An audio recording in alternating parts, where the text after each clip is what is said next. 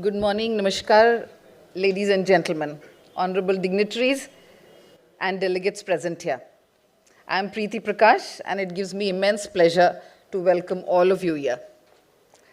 As we start the day, I would just request everyone to be kindly seated and put your phones on silent mode.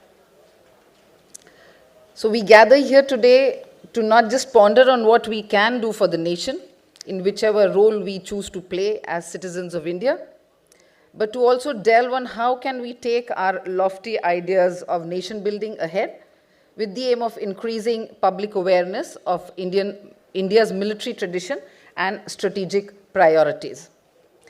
This annual event, organized by United Service Institute, popularly known as USI, which is the second in the series, aims to create an international platform to further military engagement and diplomacy by creating communication channels on the lines of Raisina dialogue. Also promote literature on Indian military history and the art and science of warfare. Preserving our legacy is not just about honoring the past, it's also about guiding the future with lessons learnt from history. The Indian Military Heritage Festival aims to explore and showcase this rich legacy to the world.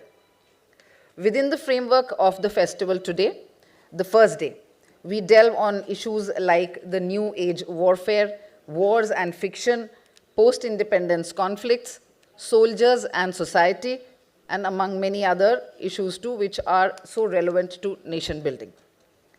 We would like to use this platform of this festival for discussions on a host of contemporary issues relating to India and the world in a vertical dealing with security, strategy, and international relations. Once again, I extend a very, very warm welcome to this inaugural session of this two-day festival. As we await the arrival of our chief guest, the Honorable CDS, Lieutenant General Anil Chauhan, who has generously agreed to inaugurate this festival of endless stories and experiences of courage and valor, we would like to start with our special session by talking about the book called Because of This, A History of the Indo-Pak Air Warfare, written by Air Marshal Vikram Singh, PVSM, AVSM, VSM. And that book will be released by the chief guest. This session is under the topic, The Air Warfare of 1971, A Critical Analysis. And I would like to invite on the dais Admiral Arun Prakash, PVSM, AVSM, VRC, VSM. Air Marshal Vikram Singh, who is the author of the book, Major General AJS Sandhu, VSM, and Air Marshal Anil Gulani. Please, please, please.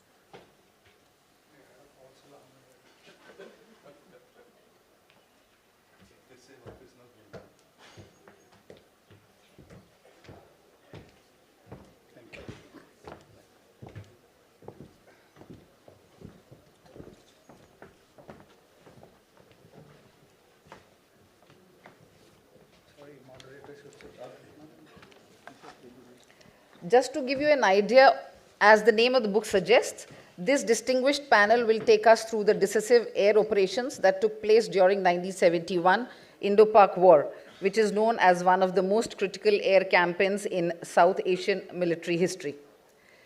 They will delve on the key operational, strategic, and tactical aspects of air warfare. In the book, the author has done a deep dive into the classified mission reports. A little bit about our esteemed panelist. Admiral Arun Prakash has helmed the Indian Navy as the 20th Naval Chief. A distinguished aviator, he was awarded Veer Chakra for his role in the 1971 war. Air Marshal Vikram Singh, the author of the book, has been a former fighter pilot, and interestingly, one of his air combat paintings has been used as a postage stamp. Major General AJS Sandhu, VSM, is the third generation Army veteran and an author. Air Vice Marshal Anil Gulani is one of the few who has served in both joint services commands and is an avid aviator. I think a huge round of applause for our very, very esteemed panel. Over to you, Vice Marshal Gilani. Good morning. Good morning, ladies and gentlemen. At the outset, I would like to thank USI for giving me this opportunity to moderate this session. And I am actually privileged and humbled to be sitting amongst luminaries like Admiral Arun Prakash, who we've known from our cadet days in the academy, and of course, I also happen to serve in the Andaman Nicobar Command, which he, founded. But I know we're running short of time, so we'll just get straight into, the facts and the business. And actually, the 71 war, as it happened, was the last traditional war between two countries deploying second generation, weapon systems and aircraft with no technological asymmetry except for limited, like the Pakistani Air Force had the Matra R550 missiles and all. And this war actually was a watershed moment for the Indian Air Force as such, because after the 65 war, the lessons that the Indian Air Force learned actually got implemented in this war. And it was also the first clear victory of Soviet military hardware against American equipment, after the failures that they experienced in the Suez Crisis, Korea, Vietnam, and the Arab-Israeli wars. It was also an operation where the Indian Air Force carried out copybook planning of, counter-air operations and other operations to prosecute this campaign.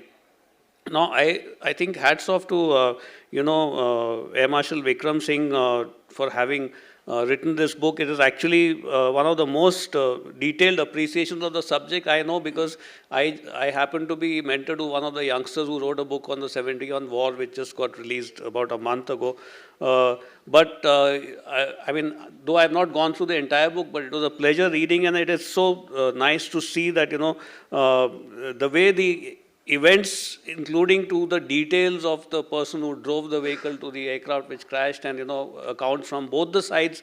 It's like a forensic examination of the events of the 71 war, and I think, in my opinion, the authors risen to international standards, which no other historian has so far been able to do on the analysis of the 71 war. So I will not take much time. I will, over to Air Marshal Vikram Singh, basically to ask him what prompted him to write this book, and how did he get about doing it, and what was the reason why he did this. Thanks. Good morning, ladies and gentlemen. So why did I want to write this book? I think, first of all, my father was in the Air Force as well, and he unfortunately was too senior to have taken part in the war. He had just handed over the squadron in 1970. And in 1971, I used to, hide behind the drawing room curtains and listen to all these 1971 war, pilots who used to come home and, talk about the battles and what they did in the war. And that has remained in my mind. And many years later, I also found that although a large number of books have been written on the 1971 war, especially because it was an outstanding success, it was a spectacular success, there have been a large number of books from the Army, some from the Navy, and very, very, very few from the Air Force. Now, primarily, this is simply because I think some of the data and the documents were not declassified in the last few years. They've just been declassified after the 50 years of the war. And many of the Army books have completely ignored what the Air Force did. And especially in this war, the Air Force has done a lot. And the name of the book, because of this, comes from the fact that when General Niazi finally surrendered in Dhaka, they were at a tea, and one of the foreign journalists asked him that you had some 73,000 troops, you had enough ordnance and food and supplies to last out for at least 6 more months. and all the troops were intact in their garrisons. So why did you surrender? So he looked around and he saw an Air Force officer, one group captain, and he pointed at his wings and he said, because of this, you the Air Force. And that is why the name of the book is because of this. And I said, nobody's heard of what the Air Force really did. So I was fortunate to find 6,000 reports, handwritten pilot reports. The moment you land from the mission, you write a report, a first-hand account of what happened. And these were all bound and lying on the floor in a hangar in Palam, and they were intact. And I was extremely lucky to find them, and that is what forms the basis of this book. Of course, much more research went into it. I was lucky that the Pakistani side has also written many books of the air war, fairly balanced and very highly detailed. So that also let me, sort of put things into the book from both sides. So I would suspect that this is the first time that somebody has written a book on the war focused more on the Air Force than the rest of it. The other problem was that, that Pakistan has always been seen as the underdog in all the wars, although actually they are the guys who have started the wars. And so most of the Western journalists have been very, partial to them and their accounts. And the Indian side has always been shown as if, we did a very mediocre job. So that was also one of the reasons why I wanted to set the record straight. So I hope this book will do that. And it will also show that a very large part of the victory was because of the Air Force, although I say it myself. But those are the facts, that the Air Force did play a very large part in the victory. Thank you. Thank you, Air Marshal Vikram Singh. Admiral Arun Prakash, you were there, you took part in the war with the Air Force, flying the Hunters with 20 Squadron, and I'm sure you've gone through it, Air Marshal Vikram Singh's book. What are your first impressions on having gone through the book and having seen the war as it happened while you were there in the squadron? Thank you, Anil. Let me start by thanking the USI for having invited someone like me, an outsider from the Navy, to participate here. So, Anil, I'm afraid I'll have to give you a slightly lengthy answer to your question. I'm glad that a lot of National Cadet Corps young people are here this morning, because history is something that we have been guilty of ignoring, neither reading nor writing history properly. An account of the 1971 war was actually written by the Ministry of Defense historian, a person called S.N. Prasad. The Defense Secretary then, Mr. Vora, actually wrote a preface to that history, but for some strange reason the MOD decided not to publish it. So today there is no official history of the 1971 war. So the absence of a detailed and authoritative account creates room for many controversies. And to take one example, Brigadier General Chuck Yeager, famous flyer who was head of the US Military Advisory Group in Islamabad there and then in 71, in his autobiography he writes this. He says, "The Pakistanis whipped the Indians' asses in the sky." His language, not mine. The Pakistanis scored a 3-to-1 kill ratio, knocking out 102 Russian-made Indian jets, losing only 34 aeroplanes of their own. So, if you read something like this, where do you go for a counter or a clarification? There are many such misinterpretations. There is a very respected Pakistani Air Commodore, Kaiser Tufail. In his book, he counters the Indian claim of 46 PAF aircraft destroyed, and he says only 27 were destroyed. So, as the Air Marshal pointed out, the Pakistanis gave access to Western historians and so on, and therefore they came out of this war as the underdogs or the smaller Air Force which managed to score a big victory over the Indian Air Force. So against this backdrop, we must view Air Marshal Vikram Singh's forthcoming book because of this This is the background against which you must consider it. I've only had the opportunity of skimming through a very voluminous soft copy of 650 pages, but whatever I've read, I've been deeply impressed. As he mentioned, he is the scion of a distinguished Air Force family with a distinguished career himself. And as he says, he took up this magnum opus because he felt that the accounts which had been written were either too jingoistic and one-sided, or they did not cover both wings of the war with East and West. So even a cursory glance at his manuscript indicates that this monumental work is the outcome of Herculean labor, as he told us himself, many years of intense historical research. As far as air operations are concerned, he's extracted credible facts and figures from examination of air headquarters records, squadron diaries, record books, thousands of mission reports, and so on. His quest for authentic information regarding ground operations has been equally meticulous. He's interviewed people who actually in the field, people who planned the operations, and so on. The book is replete with first-hand accounts and graphic descriptions of aerial engagements as well as ground encounters. Each account speaks of the author's passion for minute detail and his vivid imagination.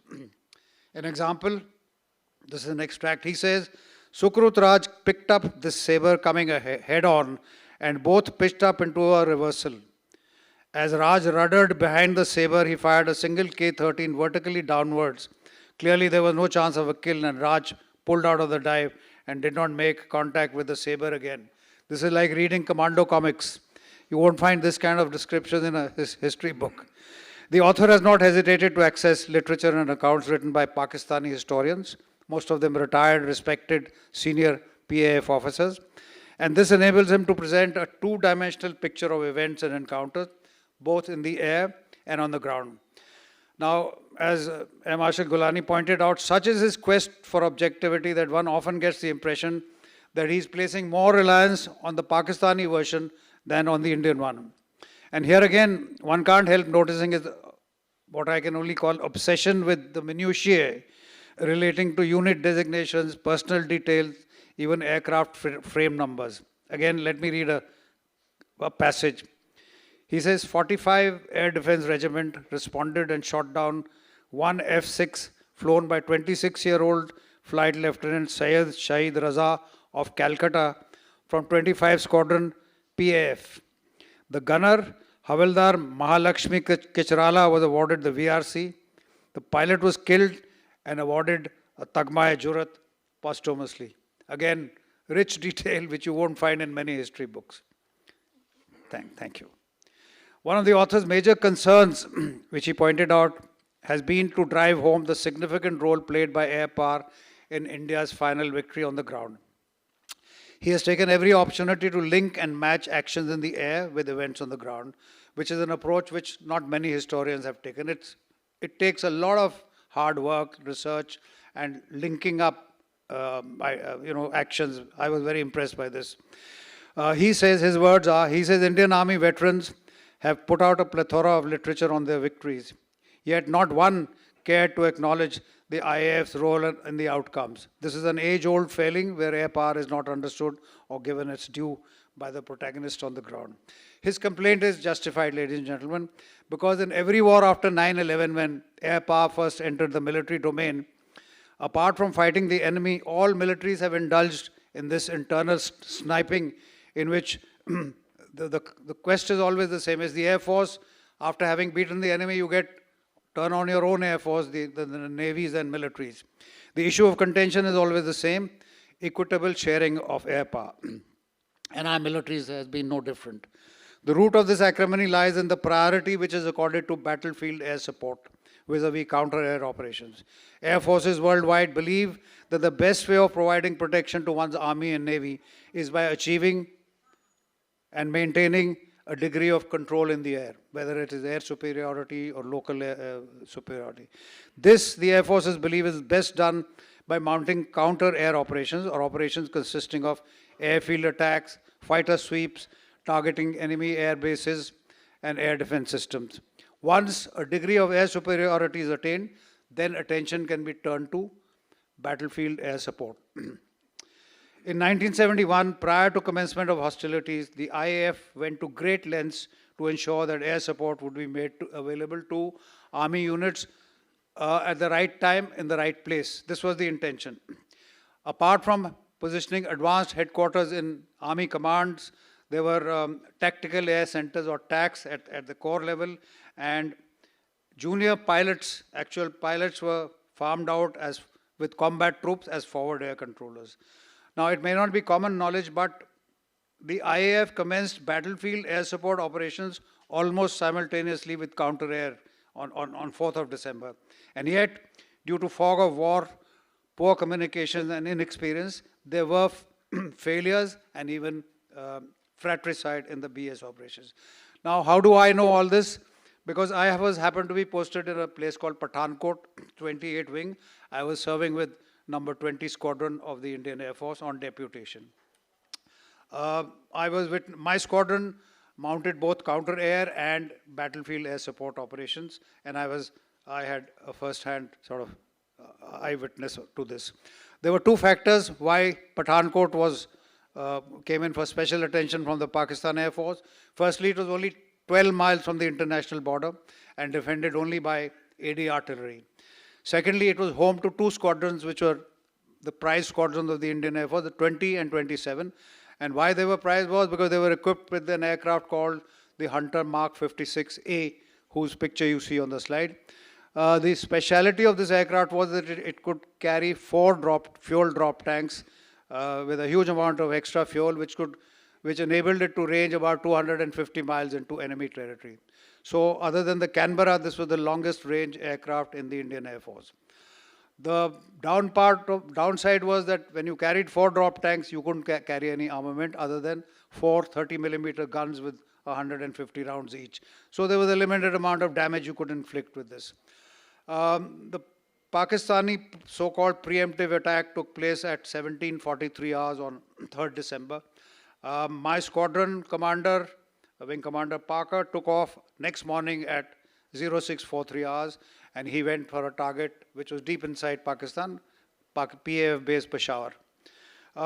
After this first sortie, the squadron engaged targets in Mianwali, Chak Jumra, Chaklala, Walton, Kohat, Murid. In addition, Sakesar Operation Center, Attock Oil Refinery, Mangla, Heidel Dam, interdiction along certain axes. And after 5 days of counter-air operations, we switched roles, and we were placed at the disposal of the army from 9th December to 12th December. Flying with 1,000-pound bombs, 68mm rocket pods and guns, our pilots pounded Pak infantry armor and gun positions on both sides of the Munawar Tawi. Visibility was poor.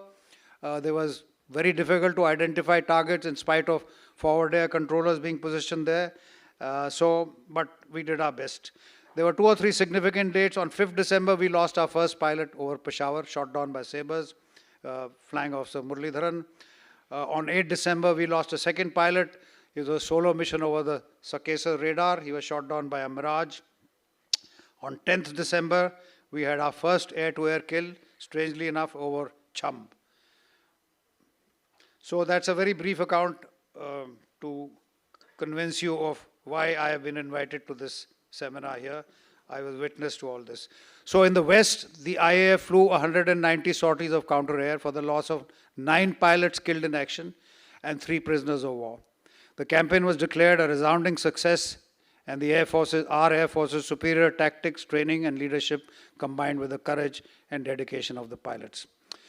So, in writing this voluminous and minutely detailed account of the 71 Air War, Air Marshal Vikram Singh has followed the traditions of Athenian General Thucydides, who, while serving in the Athenian army, actually fighting a war, actually wrote a history of the Peloponnesian Wars.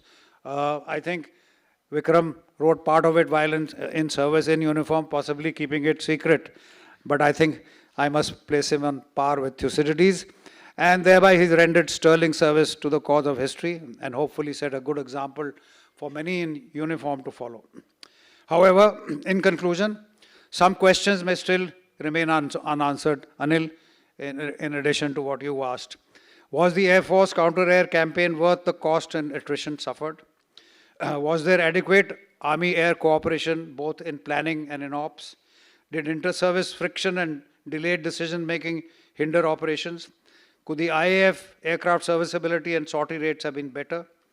And finally, are there any enduring lessons in leadership and decision-making that emerge from this war? And I ask this question because it's unlikely that a war like this will ever be fought again in this part of the world. Thank you. Thank you, Admiral. I think you've given a very detailed analysis of the operations as they occurred, as also your personal experience having been there in 20 squadron side. Over to Major General Sandhu, who was there in the war itself and having written a book on the Battle of Cham. What are your impressions, sir, after having gone through this book and about the Army and the Air Force cooperation as you saw it from the field in this conflict?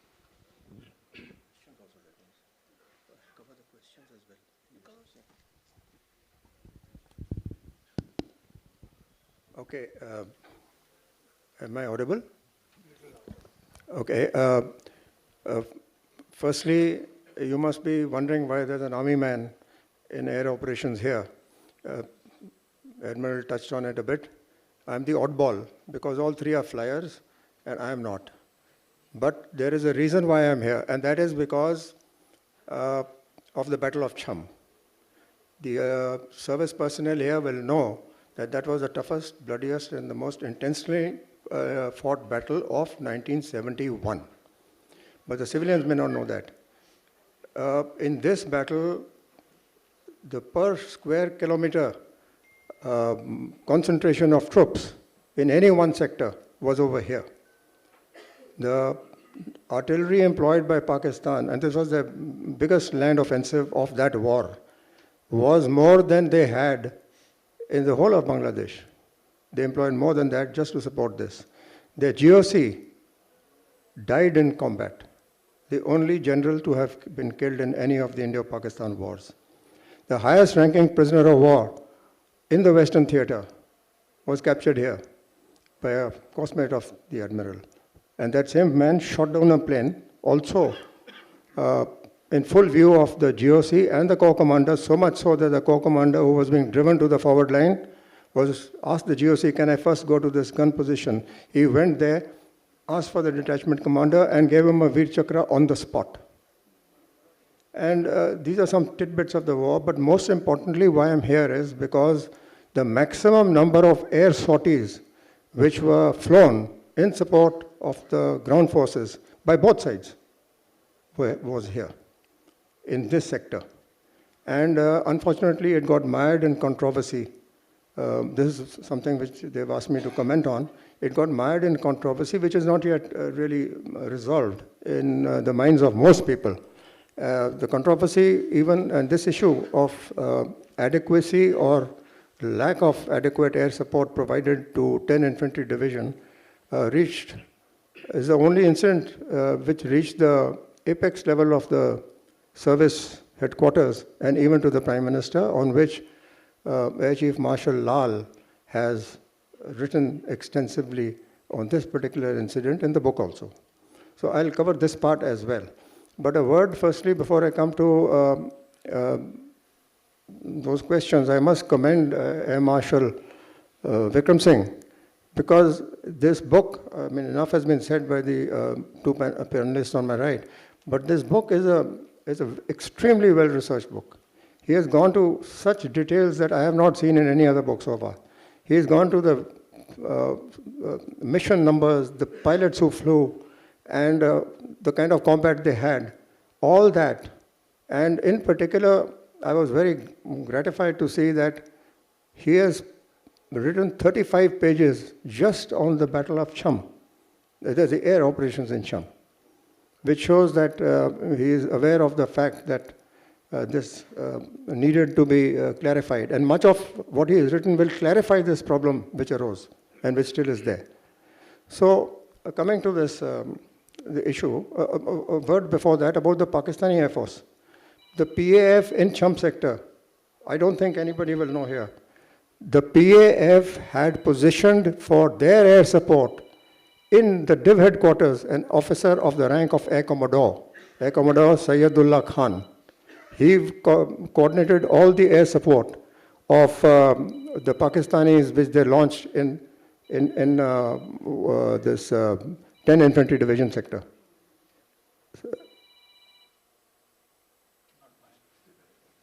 Not here. Mine is off. So so they had an air commodore coordinating the air support in a division, out of the box thinking. Just keep in mind that there was an air commodore coordinating the entire PAF operations in the east, Ehsan Haq. And in our side, in 15 Corps, which had 5 divisions, of which 1 division was 10 Div in Cham, there was a group captain, Chabda. He was coordinating support to 5 divisions.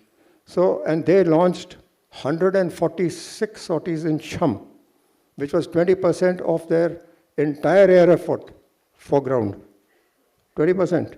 And there 101 such strikes have been noted in the war diary of 10 Infantry Division. The war diary of 10 Infantry Division is 80 odd pages, and there's an appendix on the time and date of each of the wars, their Pakistani strikes. Now coming back to our own side, what happened is that why is it that it has been mired in controversy? And the reason in simple terms is that the army has always felt that the adequate air support was not provided by the Indian Air Force to the ground forces, especially in the first 3-4 critical days of the battle when it could have gone either way, which was being fought across the Manawartavi in the Cham salient. Now, to just support this argument first, I will make 5 quick points, give 5 quick examples. Firstly, the frontline CO of 5 Sikh battalion, which was right in front next to the ceasefire line, which bore the brunt of the attack of the Pakistanis. The CO has written in his book that, I'm paraphrasing it, that we saw very heavy activity of the Pakistani Air Force, but our very negligible activity from our side. And number 2, the brigade commander, who later became a Lieutenant General, R.K. Jasbir Singh, he gave a talk in the USI on 28th December 1989, which has been compressed into an article for those who are interested. You can read it in the USI Journal. I'm not opening my notes here because it will take time, but otherwise I've got his quote here, where he mentions that in the first 3 days of the battle, whereas Pakistan on his brigade launched 77 strikes, he says our activity was negligible. He uses the word negligible. Now you come to next date. This happened between 3rd and 6th.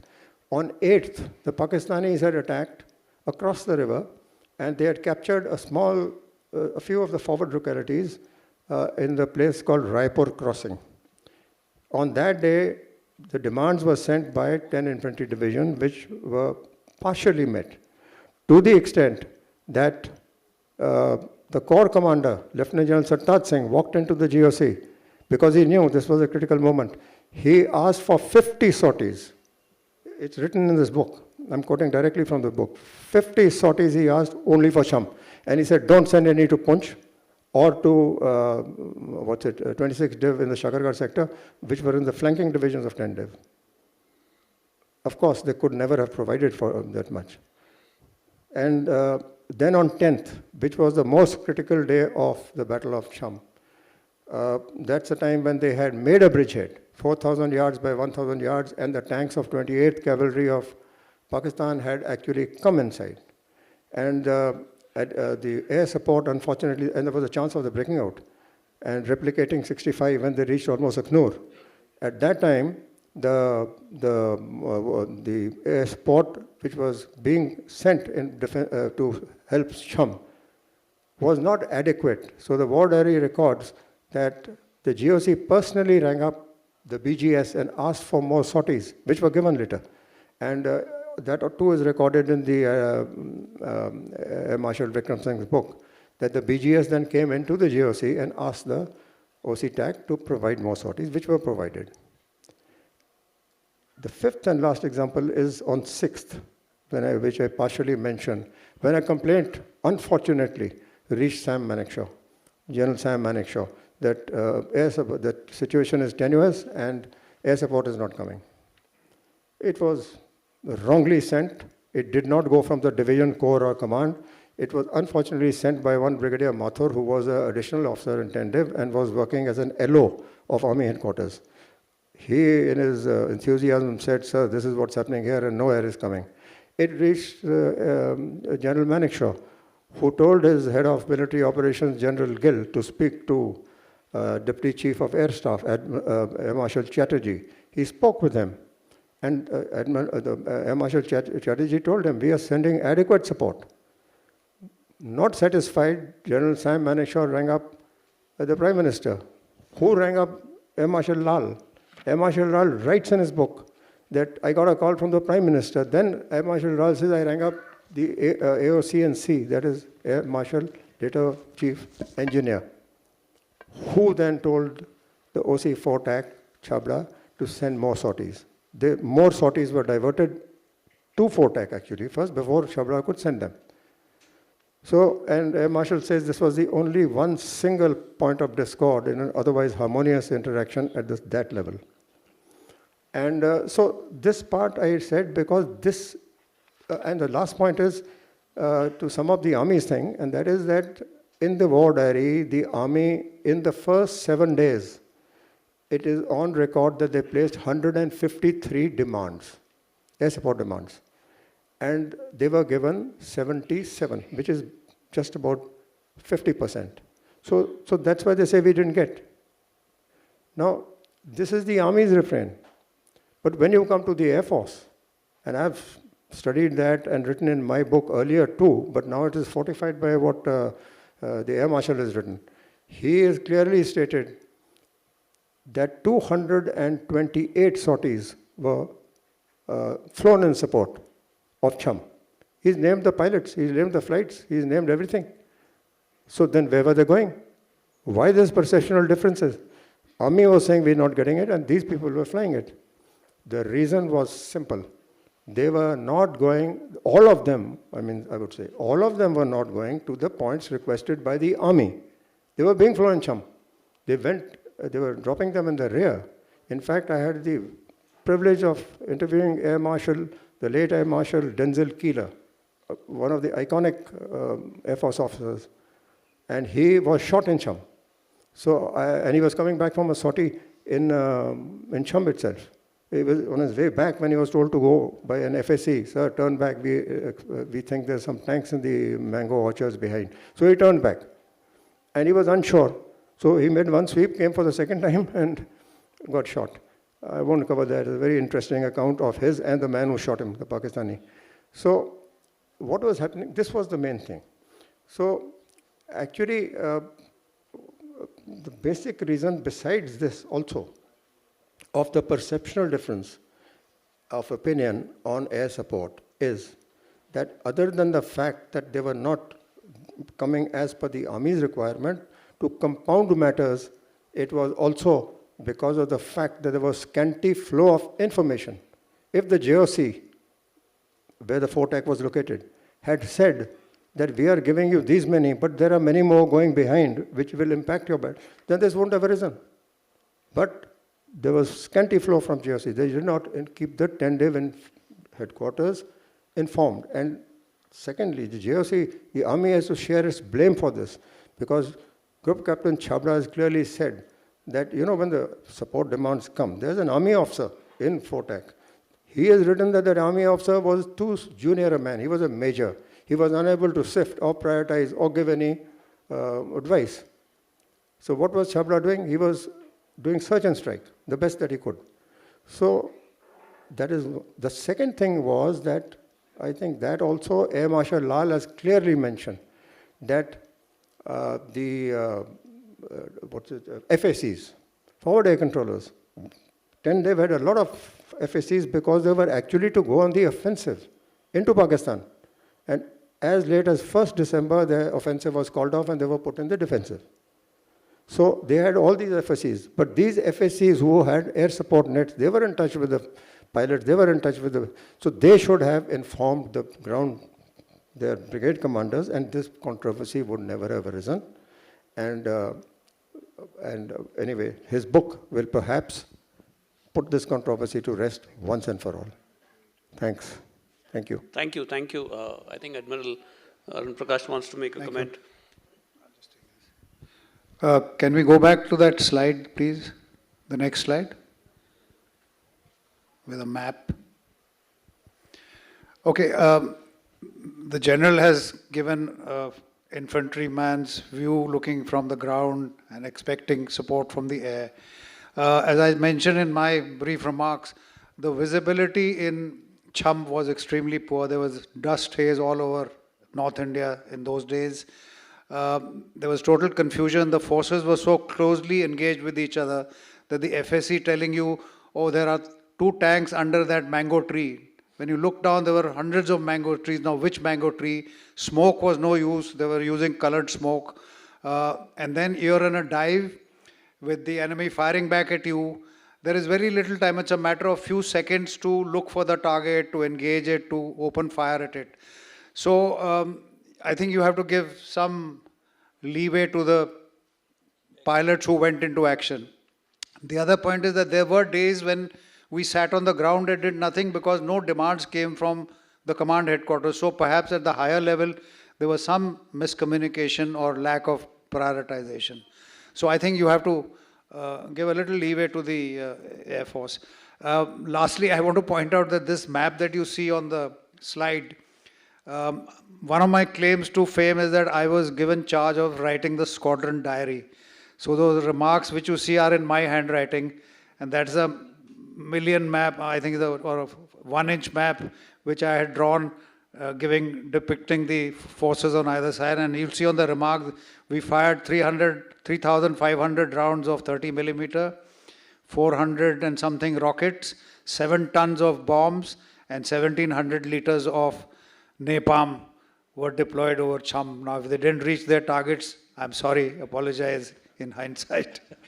Thank you, Admiral Arun Prakash, for clarifying that, and General Sandhu for busting some of the myths that were prevalent. Of the fog of war will always remain, and I think probably in those days it was much more.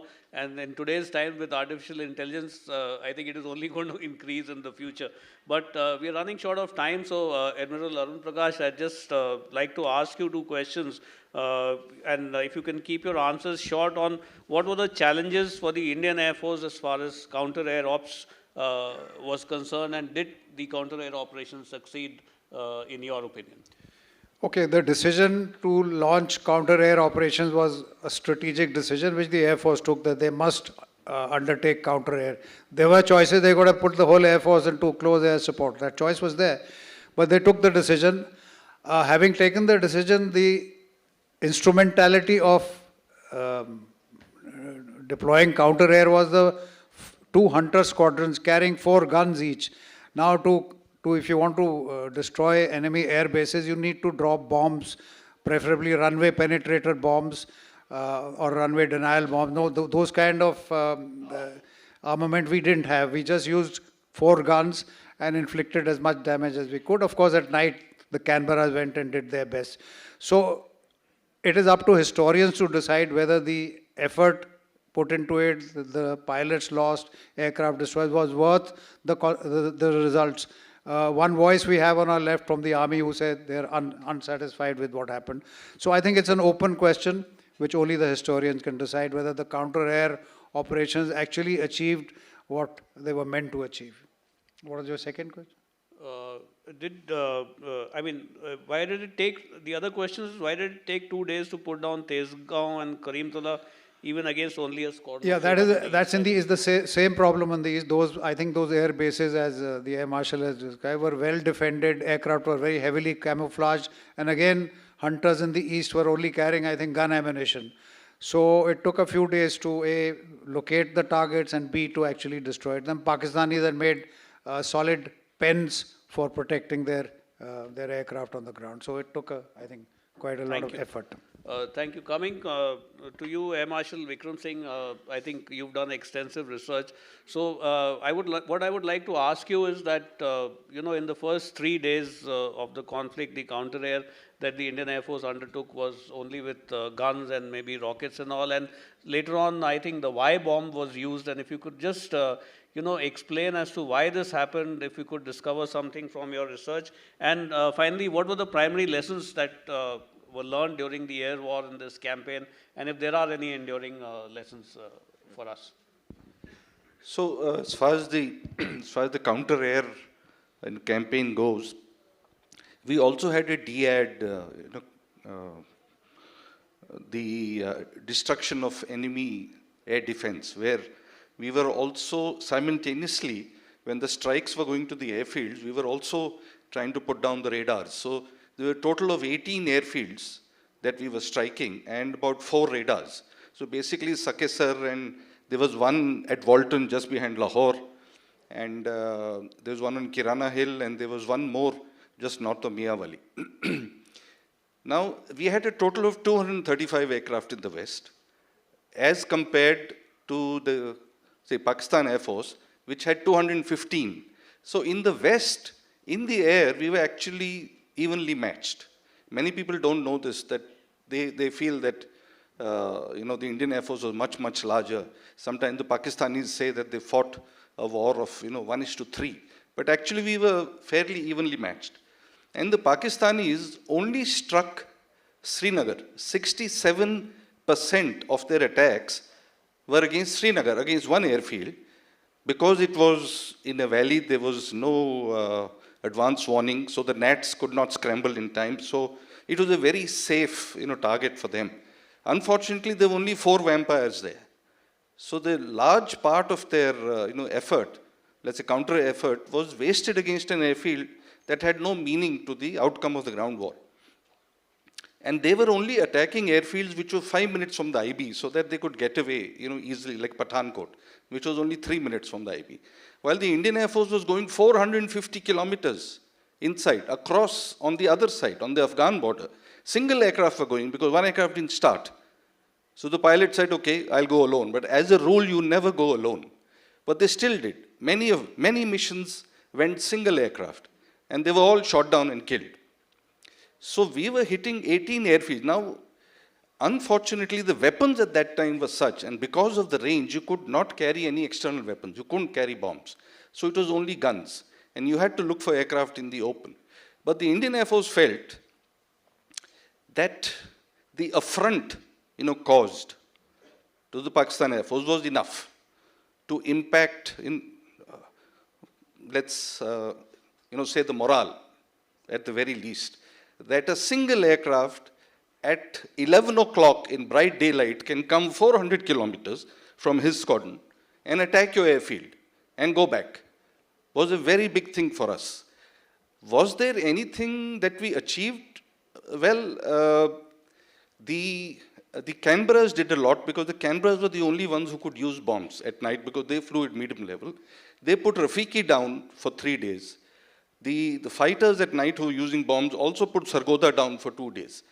But generally, I would say that the counter-air operations achieved in a in a very balanced way, I would say, an acceptable level of damage. Because it is not only to put down the runways, but to give them an idea of your resolve. To see aircraft flying in broad daylight deep into your own country shows the people, if not the generals, that the war is already lost. So I think from that point of view, yes, the counter-air war achieved its aims. The second thing was the Y bomb. So DRDO had made a Y bomb, which was Y because the shape Y, there were 3 prongs of steel tetrapod, like in a form of 3 nails, which was in a sort of a liquid, and it was held in a bomb. And the moment the bomb hit the runway, this liquid would go across the runway, and these little tripods would be deployed, and it would harden, and it could not be removed from the surface. So no aircraft could use that runway. Unfortunately, it was important to load that liquid, and that liquid could be in the pod for only something like 35 minutes. So it is important to load it at the right time, get airborne at the right time, and drop it at the right time.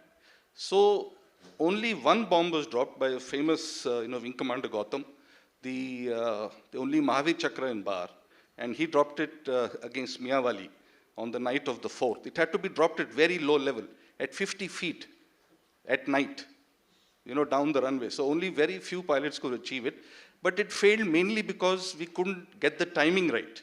Either it was too delayed or it was too early, and the jelly would not harden. So the Pakistanis could remove it easily from the runways, but it worked at Miyawali.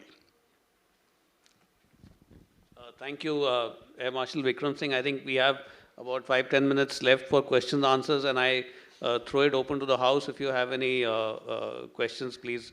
Yes, General Cardozo. Do we have a mic?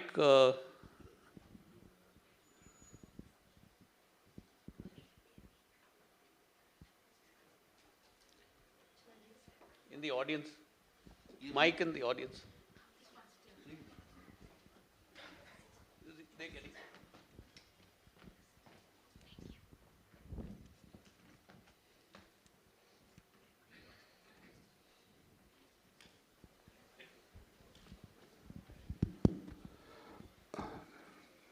Thank you, Air Marshal Vikram. Congratulations on your book. A slight matter of dissonance.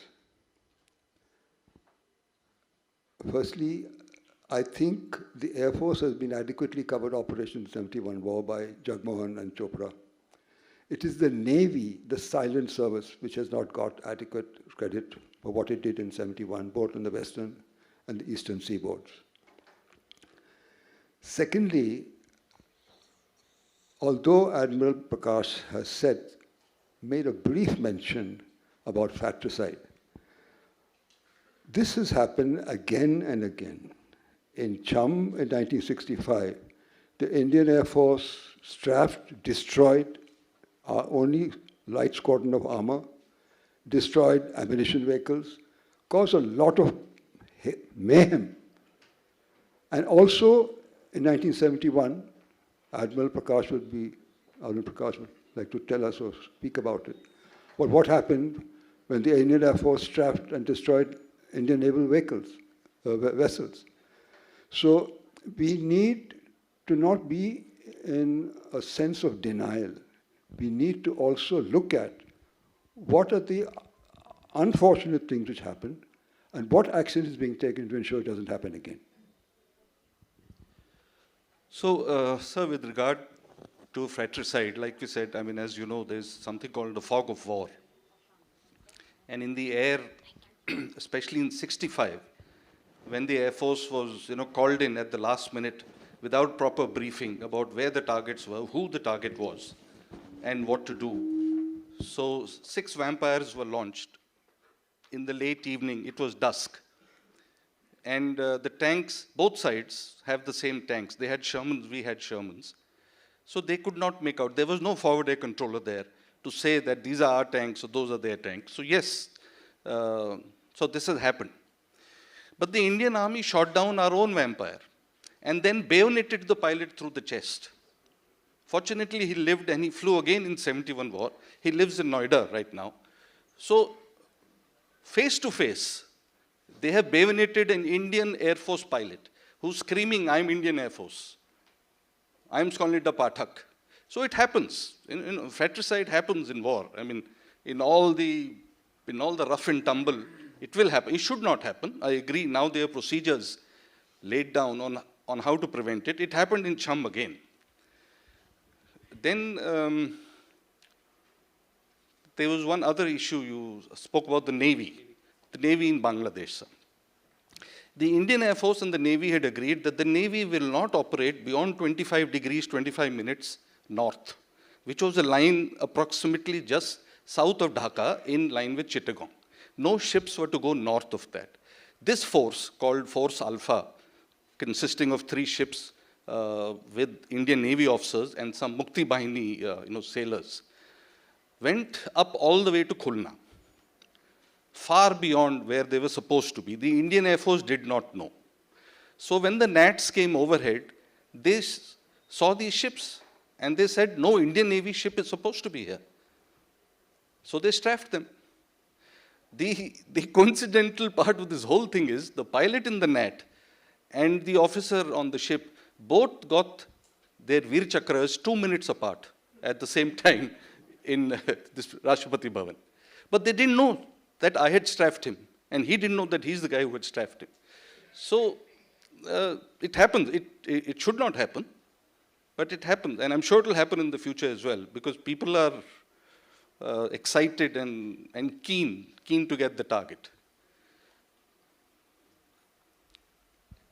Thank you, Air Marshal Vikram Singh. I think we are running out of time, so we've been told by the organizers to close this session. And I think there is, for Admiral Arun Prakash, reason enough, though he was with the Air Force, to write a book on the part that the Indian Navy played in the 71 war. So probably, General Sharma in the next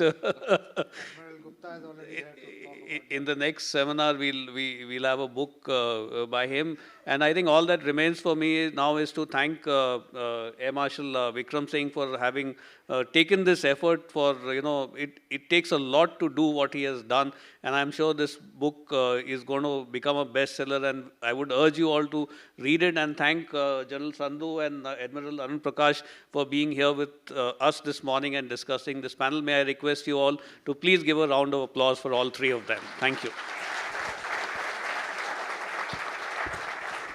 Thank you so much for this enriching discussion. A huge round of applause from our audience to the guest. I would also like to request Colonel Gulen to present a token of gratitude and appreciation to our esteemed guests.